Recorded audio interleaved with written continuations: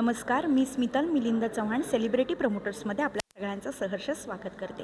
तर मी तुझा मजनू तू मजलेला, येस, हेच गाणं आता सतत आपल्या कानावर पडतं आहे. आणि ते कोणाच्या आवाजात आहे तर आपण प्रशांत दादा आणि सोनाली ताई यांच्याशी खूप छान अशा गप्पा मारणार आहोत. हाय, कसे आहात? एकदम मस्त. येस. तर आता खूप गाणं तर आपलं छान असं चाललंच आहे आणि इतक्या कमी दिवसात असं 1 मिलियन पण झालं आहे. तर ह्या प्रोसेसबद्दल किंवा ही जर्नी काय काय सांगायला आवडेल तुम्हाला याबद्दल? खूप सर्वांची मेहनत आहे यामध्ये आणि प्रत्येक आर्टिस्टला वाटतं की आपलं गाणं हिट व्हावं. त्यासाठी म्हणजे प्रत्येक आर्टिस्ट 100% देतो आणि जेव्हा असं गाणं हिट होतं तेव्हा म्हणजे चलो यार कुछ तो सफल हो गया, मेहनत रंग लाई, हा वाला एक हे असतं. आणि गाणं एवढं कॅची होतं आम्हाला, म्हणजे एक इंट्युशन होतं की गाणं हे गाणं चांगलं क्लिक करेल. आणि आता मी रील्सवरून बघतो आहे तर गाणं खूप ट्रेंड करतं आहे. तर एक खूप म्हणजे आनंदाची गोष्ट आहे आमच्यासाठी. तुला कसं वाटतंय? तुझी तर गाणी आता एकदम हिटवर हिट, एकदम छान मस्त चाललंय, खूप छान. तर कसं वाटतंय तुला? खूप छान वाटतं आहे, खूप छान. जेव्हा हे गाणं रेकॉर्ड झालं होतं तेव्हाच असं होतं की अरे हुक लाईन खूप कॅची आहे. इनफॅक्ट मधल्या पण ज्या लाईन्स आहेत ज्या आता रीलवर खूप ट्रेंड करतात ना, अरे माझ्या सोन्या वगैरे, या सगळ्या ज्या लाईन्स आहेत. आवडेल मला ऐकायला. बोल ना 2 लाईन बोल ना, आवडेल.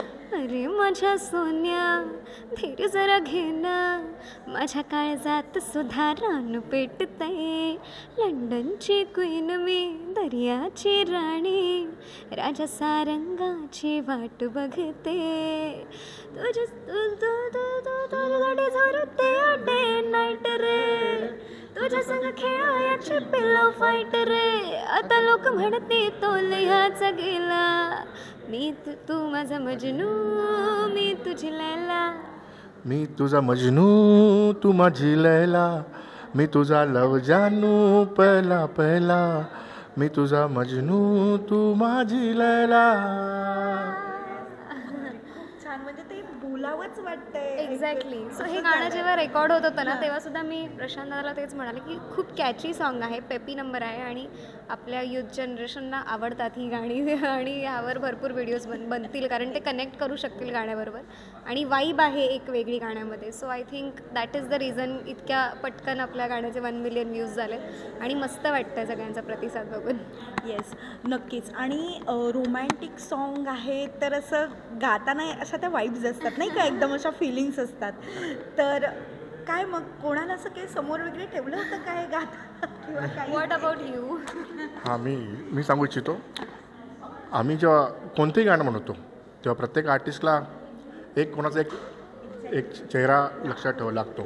कारण किंवा डायरेक्ट त्या फिलिंग्स आहेत त्या कॉलेजच्या आठवणी किंवा शाळेतल्या आठवणी येतात. तर जेव्हा आम्हाला सांगितलं की रोमॅन्टिक गाणं बनवायचं आहे तेव्हा आम्ही एक चेहरा असतो, तो कोण चेहरा आहे तर आम्ही सांगणार नाही, पण एक चेहरा असतो आणि त्यावर आम्ही ते गाणं बनवतो. आणि बस बाकी सांगायचं झालं तर सांगितलं गेलं होतं की रोमॅन्टिक ट्रॅक पाहिजे. तर जेव्हा गाणं बनवत होतो तेव्हा प्रेम, रोमॅन्स आणि अशा तर काय लैला मजनू आहे, रोमिओ ज्युलिएट आहेत ज्या प्रेमाच्या जोड्या असतात. तर म्हटलं सर आपण लैला मजनूवर गाणं म्हणूया आणि ते एकदम इन्स्टंट असं आलं की मला वाटतं कधी कधी चांगले कंपोजिशन्स देव बनवतो असं मला वाटतं की हे वरून आज्ञा येते की चला गाणं करा आणि लैला मजनू गाणं असं बनलं आहे ते.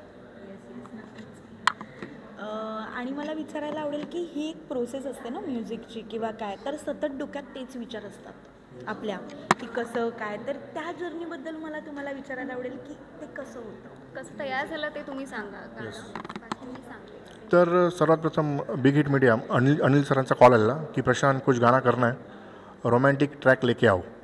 तर मी त्यांच्यासमोर जेव्हा गाणी प्रेझेंट केली होती, काही 2-3 गाणी प्रेझेंट केली होती. लैला मजनूचं पहिलं स्वरूप जे आहे ते अनप्लग्ड होतं, म्हणजे तेव्हा तो डान्सिंग नंबर नव्हता. मग तर त्यांनी मला सांगितलं की इसको थोडा डान्स नंबर में लेके आओ क्योंकि हीरो हिरोइन को डान्स करवाना है इसमें. तर माझ्यासाठी एक टास्क झालं ते. तर रात्रभर बसून विचार केला तर त्याचा पूर्ण स्टोरी आत्ता झालं राईट. येस, म्हणजे गाणं रेकॉर्ड पण झालं आमचं, अगदी शूट पण झालं आणि त्यानंतर गाण्याची अरेंजमेंट जी आहे ती बदलली गेली.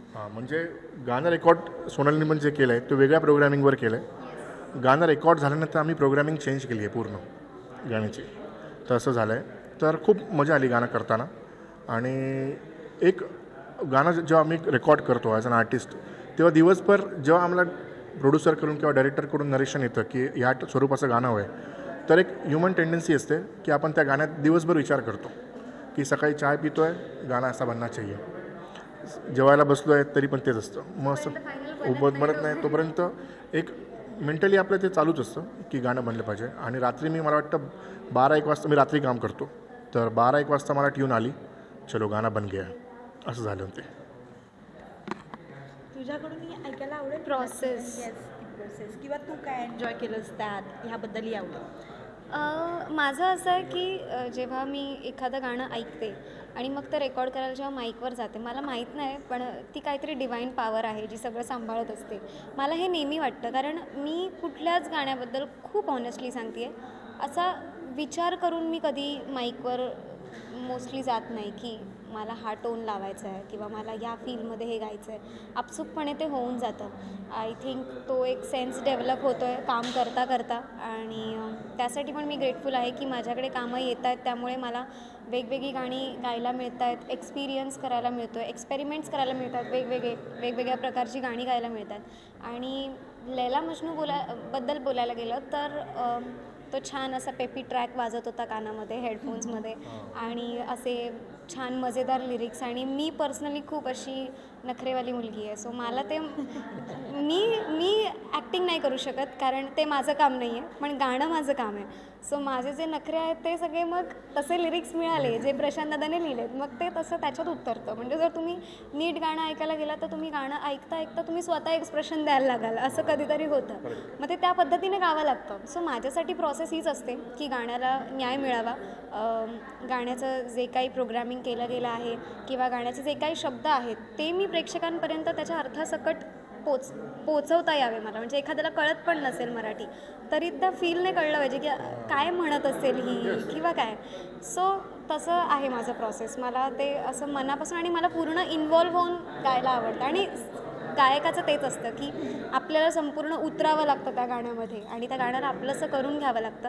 आपलंसं करून ते गाणं गायलं की ते अजून छान पोचतं सगळ्यांपर्यंत. मला या विषयालाच कंटिन्यू करायचं आहे. जसं लिरिक्सबद्दल सोनाली म्हणाली की लिरिक्स या गाण्याचे लिहिलेत मकरंद सावंत यांनी.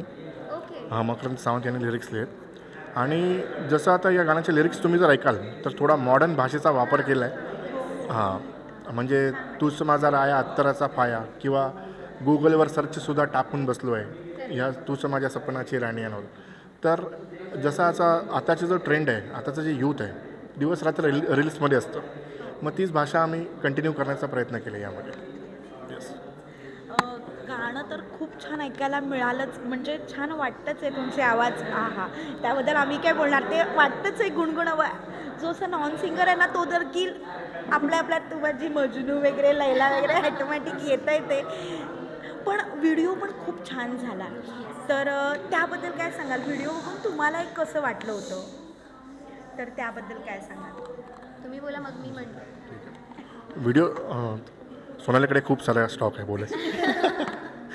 तर व्हिडिओसाठी सांगायचं झालं तर आम्ही म्हणजे प्रत्येक वेळा आम्ही सांगतो आहे की जेव्हा आम्ही ऑडिओ बनवतो तेव्हा आमचं 100% डील असतं. पण प्रत्येक आर्टिस्टलाही वाटतं की आपला व्हिडिओही तेवढाच ताकदीचा असावा. जेव्हा व्हिडिओ चांगला बनतो तेव्हा आम्हाला एक, कारण जनरली लोक रील्सवर किंवा स्क्रोल करतात तेव्हा व्हिडिओज बघतात, आणि जर ऑडिओ व्हिडिओ एकदम कमाल असेल, सिंक असेल तर त्यांना मजा येते. तर यावेळी जेव्हा आम्ही गाणं केलं आणि माझ्याकडे मास्टर 2 दिवसापूर्वी आलं व्हिडिओचं, तोपर्यंत मला त्यांनी रिव्हील केलं नव्हतं व्हिडिओ कसा झाला आहे. तर मला एक्साइटमेंट होती की यार व्हिडिओ कसा बनला असेल आणि कसं काय. तर जेव्हा मी मास्टर बघितला मी खुश झालो, म्हटलं यस, कमाल गाणं झालं आहे. व्हिडिओ खरंच सुंदर झाला आहे खूप. म्हणजे अगदी ऑडिओला मस्त न्याय मिळाला आहे व्हिडिओमध्ये, आपण असं म्हणू शकतो की गाणं जसं प्रशांत दादाने बनवलं आहे, पेपी सॉन्ग, छान वाईबवालं गाणं, मस्त असं मजेदार नखरेवालं गाणं, सगळं आहे त्याच्यामध्ये, कंप्लीट पॅकेज आहे. ऑडिओ जर ऐकायला गेलं तर ती लाडाने बोलती आहे काय, किंवा थोडी छेडछाड वगैरे, प्रेम पण आहे, हे सगळंच आहे. सो त्या हिशोबानेच व्हिडिओ पण शूट केला गेला आहे. खूप कलरफुल व्हिडिओ दिसतो आहे. ॲक्टर्सने आपला छान काम केलं आहे. बॅकएंडला जी बिहाइंड द कॅमेराची टीम काम करते, डिरेक्ट आपल्या रोहितने केला आहे, ज्याने खूप छान छान गाणी केलेली आहेत already. So it's a team work आणि खूप सुंदर दिसतं आहे. मी पण जेव्हा पहिल्यांदा बघितला मला खूप आवडला व्हिडिओ. तनूबद्दल स्पेशली, जगदीश तनू दोघांनी सुंदर काम केलं आहे, पण तनूबद्दल मी स्पेशली बोलेन की माझी पण बरीच गाणी, मी गायलेली गाणी पण बरीच तिने केलेली आहेत, बट तिला पण मी ग्रो होताना बघते आहे. म्हणजे जेव्हा मी बघितलं की अरे इतका सुंदर डान्स केला आहे तनूने, तिची हुक स्टेप आहे ती खूप सुंदर आहे आपल्या गाण्याची आणि हा खूप क्यूट आहे आणि तनू पण तशीच क्यूट आहे, छोटीशी, आणि ती खूप गोड दिसते आहे. दोघांची केमिस्ट्री जोडीसुद्धा छान दिसते आणि तिच्याबद्दल मला खूप छान वाटतं की ती ग्रो करते आहे हळूहळू आणि तिचं काम जे आहे ते पण ती अपग्रेड करत चालली आहे आणि मस्त छान बेस्ट कास्टिंग झाली आहे आपली. सगळं असं छान झालं आणि व्हिडिओ पण न्याय मिळाला आहे ऑडिओला. येस, नक्कीच असंच खूप छान ग्रोथ होत राहो, खूप छान छान तुम्ही गाणी करत राहा. तर त्या सगळ्यासाठी तुम्हाला खूप साऱ्या शुभेच्छा. Okay, thank you.